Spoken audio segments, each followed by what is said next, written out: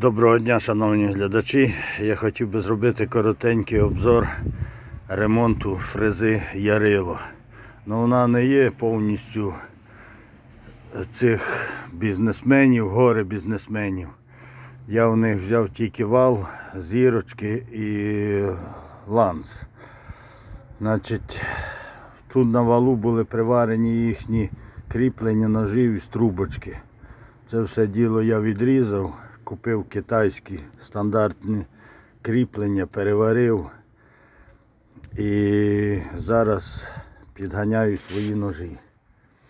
Значить, для того, щоб ножі тут не болтались, оскільки в мене ножі менші розміром, я от нарізав таких скутничків, таких цих, бо я бачив один дописувач із цвяхів, гне цвяхи і вставляє, щоб це от. Так я тут ось бачите, що от таким методом,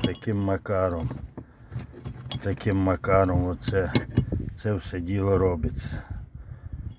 І ніж не плотно сидить, він не болтається, нічого. Так що, кому це цікаво, то може взяти собі на замітку. Всім гарного дня, всього найкращого вам.